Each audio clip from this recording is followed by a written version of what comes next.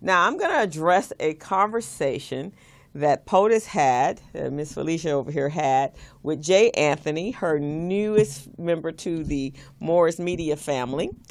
And they were talking about the other day, Jay Anthony mentioned that since he opened his comedy club in Inglewood, the J Spot, that he didn't get the support from his friends and his family and his colleagues as he thought he would, since he had made such a name for himself in the comedic industry and entertainment industry. So POTUS had asked the question, why is that? Did he know why that was?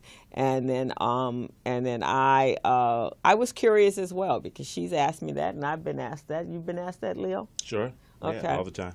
So here's what I found out, that, and POTUS is going to put up a little video, and it is from a lady that wrote a book called The Collective, what is it called? The Collective Courage. It's a history of the African American cooperative economic thought and practice. So she also was curious, and so I think she's the only one that has ever written a book in this area, which is absolutely amazing to me. That's amazing. Isn't that amazing? Because it's a question everybody always asks, right? The question always pops up. Always pops up. And so her name is Jessica Gordon Nembhard, and she was on a show, and this is the young lady. So she's going to tell us why we don't support each other. We weren't taught about how to run a co-op or what a co-op was. We weren't taught about alternatives.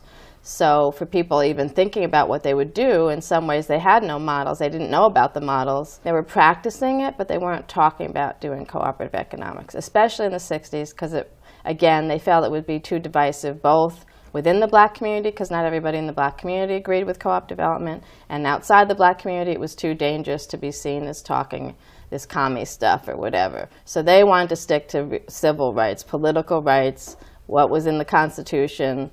That's what they stuck to, especially in their public speeches. So even though everybody in their organization, people they knew, the local communities were all practicing co-op economics when they could, it wasn't talked about. But also remember, it was also dangerous, right? We still had in the 60s people being killed, not just for registering to vote, they were being killed for trying to do alternative economics sometimes. And lynchings had been going on for 100 years, and part of that was people trying to do alternative economics. Saying that when we did come together to practice collective, cooperative economics, we met with so much resistance. And we were killed and lynched, and we were thought to be communists because and there's actually a video that I put up on Facebook that goes into far more detail.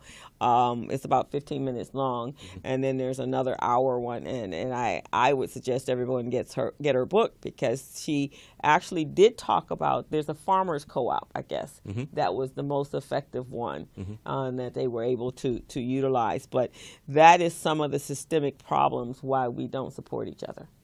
Yeah, it's interesting because, there's been times in our history where we were totally interdependent on each other, right? Right. I mean, locally here in Los Angeles, you had the great Central Avenue corridor that was filled with all types of businesses and services and things of that nature that the community had to depend on, because you couldn't necessarily get those services and stuff outside of our own community. So. And then we had, of course, the famous Wall Street. And so that was another one that of course, Harlem, but they destroyed them. Right. Absolutely. And I hear there were many others as well. Those were just the ones that we currently know about, because we haven't delved deeper to find out. And that was something that Jessica talked about, was when she went out to do the research, she was absolutely amazed when she talked to people about cooperative economics. They were like, no, I've never heard of it in the vernacular. Right. But then when she actually started talking about what it did, oh, wait a minute, my aunt was involved in that, or my uncle was involved in that, or especially as sharecroppers, a lot of them were. And so that's what she was saying. But also that there was a lot of divisiveness coming from the white owners of plantation owners or previous slave owners, because that was their economics. Sure. So absolutely.